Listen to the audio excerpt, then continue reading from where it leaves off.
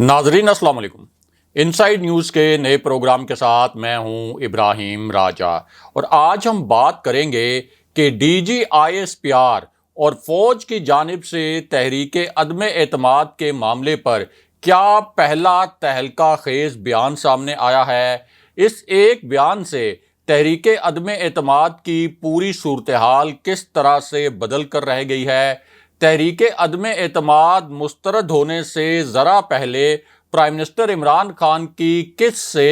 फैसला कुन मुलाकात हुई और army chief general Qamar Javed Bajwa के मुतल्लिक सबसे अहम और सबसे बड़ी खबर क्या है। हमारे जिन दोस्तों ने अब तक हमारे चैनल को सब्सक्राइब नहीं किया उनसे हम कहेंगे कि हमारे चैनल को सब्सक्राइब कर लें ताकि उन्हें अहम मालूमात बर वक्त मिलती रहें। अब वापस आते हैं आज के मौजू पर, यानी DGISPR की जानिब से अदम एतमाद के मामले पर क्या तहलका खेज़ बयान सामने आया है और वज़ीर आज़म इमरान खान की फैसला कुन मुलाकात की कहानी क्या है। एक ऐसी मुलाकात जो अदम एतमाद के दिन सुबह सुबह हुई जिसको राजदारी में रखा गया और इसी मुलाकात की वजह से पूरी गेम तब्दील हो गई। सबसे पहले आपको army chief general Qamar Javed Bajwa के मुतल्लिक एक बहुत बड़ी और एक बहुत अहम खबर सुनाते हैं। ये एक ऐसी खबर है जिससे तहरीके अदम एतमाद की मामले की जो पूरी सिमत है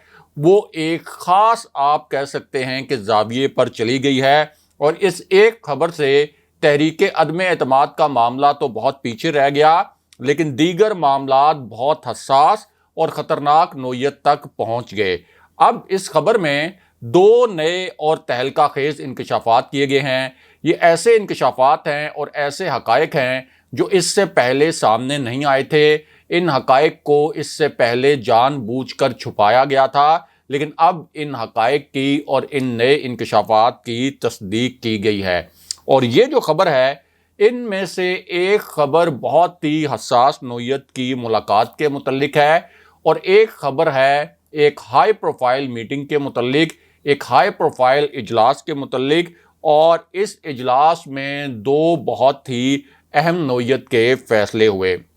अब इस इजलास में और इस मीटिंग में कौन कौन शरीक था और क्या दो हंगामी फैसले किए गए उसके मुतल्लिक भी आपको बताते हैं और मुख्तसरन आपको ये भी आगाह करते हैं कि आखिर प्राइम मिनिस्टर इमरान खान की सुबह सुबह यानी इतवार की सुबह जब कोई एक्सपेक्ट नहीं कर रहा था कि प्राइम मिनिस्टर इमरान खान इतनी जल्दी उठकर इस किस्म की मुलाकात करेंगे, बहुत पुरस्कार इसको मुलाकात कहा गया, तो प्राइम मिनिस्टर इमरान खान अचानक कहाँ पहुँचे जहाँ एक मुलाकात हुई और फिर इस पूरी सूरत हाल में यानी तहरीके अदम एतमाद की सूरत हाल में एक इंतहाई दिलचस्प और गेम चेंजर ट्विस्ट आ गया। तो मामला ये है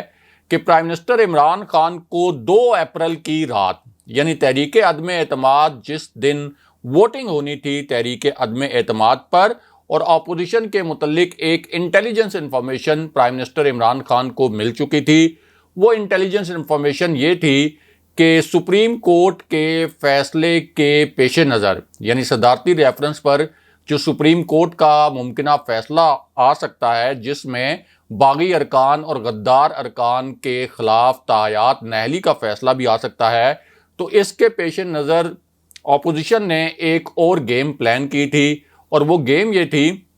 कि वो हुकूमत के जो इत्तेहादी अरकान हैं उनके साथ पहुंचेंगे पार्लियामेंट के अंदर क्योंकि उनको मिलाकर उन्होंने अपने नंबर पूरे कर लिए थे, जबकि जो बागी अरकान हैं वो आप ये कह लें कि एक तरह से रिज़र्व रहेंगे। उनको पार्लियामेंट में बिठाया तो जाएगा लेकिन तहरीके अदम एतमाद के हक़ में उनसे वोट नहीं डलवाया जाएगा और सिर्फ उस सूरत में वोट डलवाया जाएगा कि जब कोई हंगामी सूरत हाल पैदा हो जाए या अपोजिशन के नंबर कम हो जाएं ताकि स्पीकर भी इस तहरीके अदम एतमाद के ख़िलाफ़ कोई रूलिंग ना दे सके और सुप्रीम कोर्ट से भी इस तहरीके अदम एतमाद के ख़िलाफ़ कोई फ़ैसला ना आ जाए। अब प्राइम मिनिस्टर इमरान खान तक ये इत्तला पहुंची थी कि अपोजिशन इस किस्म की प्लानिंग कर रही है। उसके बाद प्राइम मिनिस्टर इमरान खान को 2 अप्रैल की रात को बहुत हसास नोयत का एक पैगाम पहुंचाया गया। आप कह सकते हैं कि ये एक ऐसा पैगाम था जो रावलपिंडी की पल्स चेक करने के बाद और रावलपिंडी की नब्ज़ चेक करने के बाद प्राइम मिनिस्टर इमरान खान तक पहुंचाया गया और इस हवाले से ایک ایسی شخصیت تھی جس نے بہت ایگریسولی پیغام رسانی کی اسلام آباد کے حلقوں اور راولپنڈی کے حلقوں کے درمیان، یعنی آخری جو 18 گھنٹے تھے، ان 18 گھنٹوں میں 3 سے 4 مرتبہ پرائم منسٹر عمران خان کا جو پیغام ہے، جو اسلام آباد کا پیغام ہے، یہ راولپنڈی کے حلقوں یعنی طاقتور حلقوں اور فیصلہ ساز حلقوں تک پہنچایا گیا۔ پھر جو فیصلہ ساز حلقے تھے ان کے جوابی پیغامات اسی شخصیت کے ذریعے پرائم منسٹر عمران خان تک پہنچائے گئے، اور اسی پوری سچویشن میں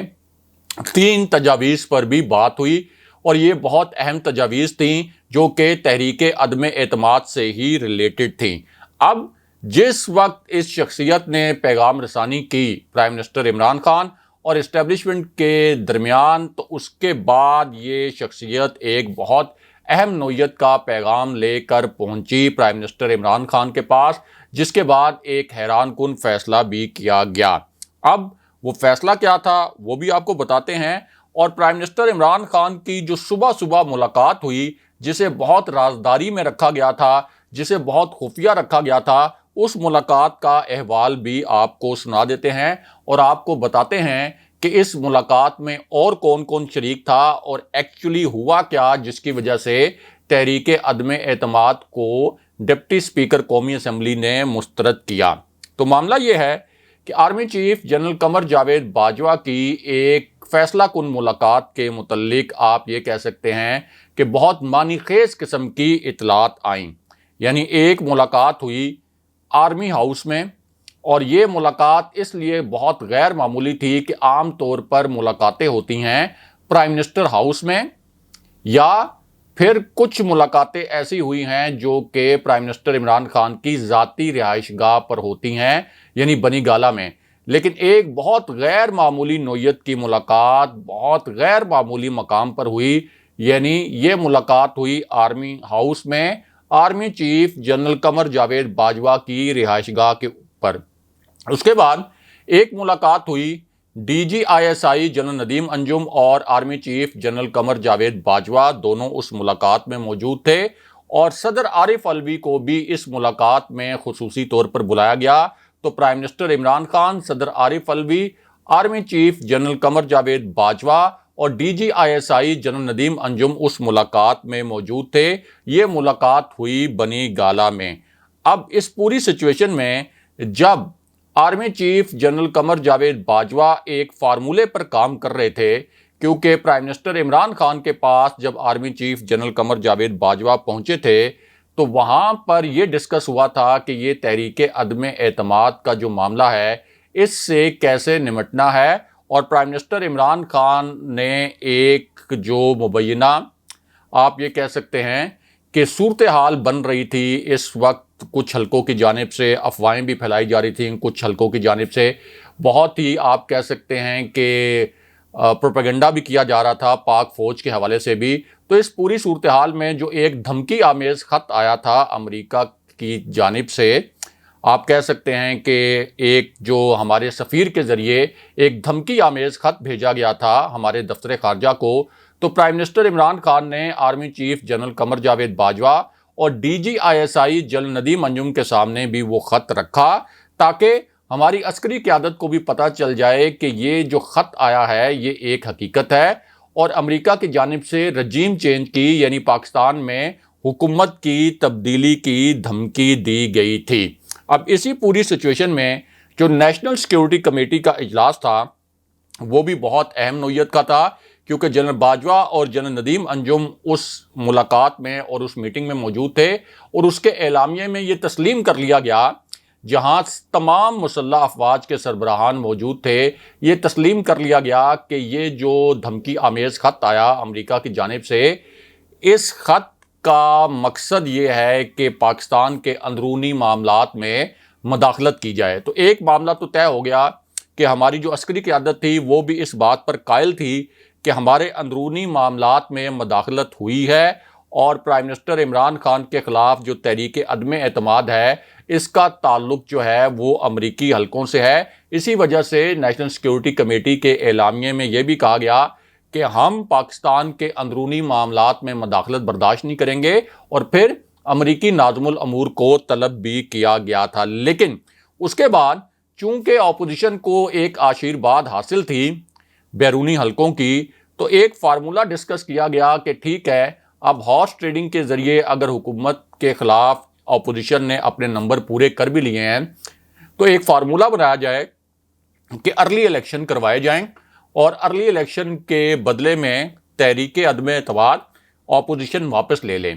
اب پرائم منسٹر عمران خان کے سامنے یہ فارمولہ رکھا گیا، پرائم منسٹر عمران خان نے اس پر اتفاق کر لیا، لیکن جب army chief general Qamar Javed Bajwa اور D G I S I general Nadeem Anjum نے دوسری بار اپوزیشن سے ملاقات کی تو اپوزیشن نے اس فارمولے کو ماننے سے انکار کر دیا، اور اپوزیشن میں بھی صرف آصف علی زرداری ایک ایسی شخصیت تھے جو یہ کہہ رہے تھے کہ نہیں، فوراً الیکشن نہیں ہونے چاہیے، کیونکہ وہ یہ چاہ رہے تھے کہ سندھ میں وہ اپنا ٹینیور پورا کریں اور جتنا سندھ کو مزید نچوڑ سکتے ہیں، 1 سال سوا سال سندھ کو نچوڑیں۔ شہباز شریف جو ہیں وہ ارلی الیکشن پر اس وقت آمادہ تھے، وہ جنرل باجوہ کے سامنے انکار بھی نہیں کر سکتے تھے، اور میاں نواز شریف بھی چاہتے تھے کہ ارلی الیکشن ہو جائیں، فوری طور پر الیکشن ہو جائیں۔ لیکن ہوا کیا؟ ہوا یہ کہ جب آصف علی زرداری نے یہ کہا کہ ہم ارلی الیکشن پر راضی نہیں ہیں، تو اس کے بعد پھر پرائم منسٹر عمران خان کو یہ بتا دیا گیا کہ اپوزیشن جو ہے وہ ارلی الیکشن پر یعنی ہنگامی طور پر الیکشن پر راضی نہیں ہے، جس کے بعد پرائم منسٹر عمران خان کو ایک فیصلہ کن ملاقات کرنی پڑی اور ایک ایسا آپ کہہ سکتے ہیں کہ ڈیسیژن لینا پڑا جو بہت ان ایکسپیکٹڈ تھا، جس کی کسی کو توقع نہیں تھی۔ اور جو ہم نے آپ سے بات کی کہ صبح صبح پرائم منسٹر عمران خان کی ملاقات ہوئی، اس ملاقات کا احوال آپ کو بتاتے ہیں، کیونکہ یہ جو ملاقات ہے یہ ایک ایسے وقت میں ہوئی تھی جب اسلام آباد میں اقتدار کی راہداریوں میں یہ اطلاعات گردش کر رہی تھیں، یا آپ کہہ سکتے ہیں کہ اس طرح کی افواہیں بھی گردش کر رہی تھیں کہ پرائم منسٹر عمران خان کسی طاقتور شخصیت کے متعلق بہت حساس نوعیت کا اور بہت خطرناک نوعیت کا فیصلہ کر سکتے ہیں، اور کچھ حلقے یہ دعویٰ بھی کر رہے تھے کہ ایک بہت اہم پوزیشن پر، یا سادہ الفاظ میں آپ کو بتائیں کہ کچھ حلقے یہ بھی دعویٰ کر رہے تھے کہ پرائم منسٹر عمران خان نئے آرمی چیف کی تقرری کا اعلان بھی کر سکتے ہیں۔ اور پھر یہ اطلاع بھی آ گئی کہ پرائم منسٹر عمران خان نے ایک تازہ ترین ملاقات کی صدر عارف الوی سے، اور 2 سمریز پر باقاعدہ دستخط کر کے جو آپ کہہ سکتے ہیں کہ ضابطے کی کارروائی ہوتی ہے اس کو بھی مکمل کروا لیا۔ اب ایک طرف یہ ملاقاتیں، لیکن ان سب پر جو بھاری ملاقات تھی وہ پرائم منسٹر عمران خان کی ملاقات تھی جو الگ صبح ہوئی، یعنی جس دن یہ تحریک عدم اعتماد کے اوپر ووٹنگ ہونی تھی۔ تو معاملہ یہ ہے کہ پرائم منسٹر عمران خان نے پہلے تو اٹارنی جنرل کو بلایا اور ان سے پوچھا کہ اب ہمارے پاس کیا آپشن ہے، لیگل آپشن، یعنی ہمیں پتہ ہے کہ ایک بیرونی سازش کے نتیجے میں ہماری حکومت گرانے کی کوشش کی جا رہی ہے، تو اس سازش کو روکنے کے لیے ہمارے پاس قانونی اور آئینی آپشن کیا ہیں کہ جس کے ذریعے ہم ارلی الیکشن میں چلے جائیں، کیونکہ ایک مرتبہ تحریک عدم اعتماد پیش ہو جائے تو جب تک وہ تحریک عدم اعتماد ناکام نہ ہو یا جب تک تحریک عدم اعتماد مسترد نہ ہو، اس وقت تک الیکشن کا اعلان نہیں کیا جا سکتا۔ اس کے بعد پرائم منسٹر عمران خان نے صدر عارف الوی کو طلب کیا پرائم منسٹر ہاؤس میں۔ پرائم منسٹر عمران خان کی صدر عارف الوی سے انتہائی اہم نوعیت کی ملاقات ہوئی، اور پھر اسپیکر قومی اسمبلی کے خلاف چونکہ تحریک عدم اعتماد آ گئی تھی اور وہ قومی اسمبلی کے اجلاس کو پریزائڈ نہیں کر سکتے تھے، تو پھر پرائم منسٹر عمران خان نے اسپیکر قومی اسمبلی کو بھی بلایا۔ اب اٹارنی جنرل اور جو ان کی جو قانونی ٹیم تھی پرائم منسٹر عمران خان کی، جن میں بابر اعوان خاص طور پر شامل تھے، تو انہوں نے یہ مشورہ دیا کہ اگر اپوزیشن اتنے غیر آئینی اور غیر قانونی حربے استعمال کر رہی ہے، اگر ہمارے پاس ثبوت بھی موجود ہیں کہ ایک بیرونی سازش کے ذریعے ہماری حکومت گرانے کی کوشش کی جا رہی ہے، تو پھر ہمیں اپنے آخری آپشن کے طور پر آرٹیکل 5 کا استعمال ضرور کرنا چاہیے، اور یہ بالکل ایک قانونی اور آئینی آپشن ہے۔ جب کسی بیرونی سازش کے ذریعے حکومت کو گرایا جا رہا ہو تو پھر آرٹیکل 5 کا استعمال کیا جا سکتا ہے۔ پرائم منسٹر عمران خان نے بہت لمبی چوڑی بریفنگ لی، صدر عارف الوی ان کے ساتھ موجود تھے، اور پھر جب ان کو مشورہ دیا گیا کہ یہ بالکل ایک لیگل آپشن ہے، تو پھر پرائم منسٹر عمران خان نے یہ فیصلہ کیا کہ ٹھیک ہے ہم آرٹیکل 5 والا جو آپشن ہے یہ ضرور استعمال کریں گے، اور یہی آپشن استعمال کرتے ہوئے پھر یہ جو تحریک عدم اعتماد تھی اس کو آئین اور قانون کے تحت مسترد کر دیا گیا۔ لیکن یہاں ایک بہت بڑی خبر اور بھی ہے، اور یہ خبر ہے D G I S P R اور فوج کے متعلق، کیونکہ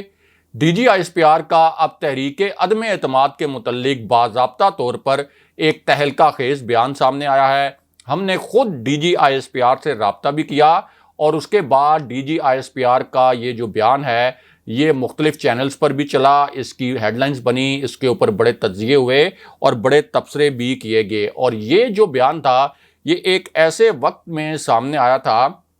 کہ جب army chief general Qamar Javed Bajwa اور D G I S I general Nadeem Anjum national security committee میں یہ تسلیم کر چکے تھے کہ ایک بیرونی سازش اس حکومت کے خلاف ہوئی ہے، ایک دھمکی آمیز خط اس حکومت کو ملا ہے، اور نیشنل سیکیورٹی کمیٹی کے اعلامیے میں اس بات کو باقاعدہ مینشن بھی کر دیا گیا تھا اور امریکی ناظم الامور کو طلب بھی کیا گیا تھا۔ اب ہوا یہ کہ جس وقت تحریک عدم اعتماد مسترد ہوئی، یعنی ڈپٹی اسپیکر نے جس وقت یہ اعلان کیا، اور اپوزیشن کے لیے بہت ان ایکسپیکٹڈ تھا، پرائم منسٹر عمران خان ظاہر ہے کہ ایک فائٹر کھلاڑی ہیں، اور انہوں نے جو کہا تھا کہ میں سرپرائز دوں گا، تو وہ سرپرائز جب اپوزیشن کو ملا تو اپوزیشن بہت ہی حیران پریشان رہ گئی، ہکا بکا رہ گئی۔ ان کو نہیں معلوم تھا کہ ایک قانونی اور آئینی فریم ورک کے اندر رہتے ہوئے اس طرح سے ان کی تحریک عدم اعتماد اٹھ سکتی ہے۔ تو پھر یہ تاثر بنانا شروع کر دیا اپوزیشن نے کہ یہ جو کام ہوا ہے ارلی الیکشن کا، جس میں تحریک عدم اعتماد مسترد ہوئی اور پرائم منسٹر نے ارلی الیکشن کا اعلان کر دیا، یہ اصل میں فوج نے کروایا ہے، اور army chief general Qamar Javed Bajwa نے ممکنہ طور پر کروایا ہے، کیونکہ جنرل باجوہ اس فارمولے پر اس سے پہلے کام کر رہے تھے کہ ارلی الیکشن ہو جائیں، یعنی تحریک عدم اعتماد واپس لے لے اپوزیشن، اور حکومت جو ہے وہ ارلی الیکشن کا اعلان کر دے۔ لیکن جس وقت یہ پروپیگنڈا بہت زیادہ بڑا، فوج کے خلاف نون لیگ کے سوشل میڈیا سیل نے بہت ہی آپ کہہ سکتے ہیں کہ زہریلے قسم کے ٹویٹس کرنے شروع کر دیے، تو اس کے بعد پھر D G I S P R کا ایک تہلکہ خیز بیان سامنے آیا۔ ہم نے خود بھی بات کی D G I S P R سے، اور اس گفتگو میں D G I S P R نے 3 پوائنٹس جو ہیں بہت کلیئرٹی کے ساتھ بتائے، بہت ہی وضاحت کے ساتھ بتائے۔ ایک تو انہوں نے کہا کہ آج جو بھی عمل ہوا ہے یہ ایک سیاسی عمل ہے، اور اس کا پاک فوج سے اور پاک فوج کے ادارے سے کسی قسم کا کوئی تعلق نہیں ہے۔ یہ جو کچھ لوگ کہہ رہے ہیں، یا یہ جو تاثر بنا ہے، یا کچھ لوگ جان بوجھ کے تاثر بنا رہے ہیں کہ فوج کا اس پورے معاملے سے کوئی تعلق ہو سکتا ہے، تو میں واضح کر دوں کہ ایبسلوٹلی ناٹ، ادارے کا اس پوری صورتحال کے ساتھ کسی قسم کا کوئی تعلق نہیں ہے۔ پاک فوج سیاست سے بالکل لا تعلق ہے، سیاست میں اس کی کوئی مداخلت نہیں ہے۔ اور جب ان سے یہ سوال کیا گیا کہ کیا یہ ارلی الیکشن والا موو جو ہے اس کے پیچھے بھی کوئی فوج کی خواہش ہے، یا فوج چاہتی ہے کہ ارلی الیکشن ہو جائے، تو اس پر بھی انہوں نے کہا کہ یہ جو افواہیں پھیلائی جا رہی ہیں یہ مکمل طور پر بے بنیاد ہیں۔ جو سیاسی عمل ہے وہ سیاستدانوں نے کرنا ہے، اور فوج کا اس عمل سے کوئی تعلق نہیں ہے۔ اگلے پروگرام تک کے لیے خدا حافظ۔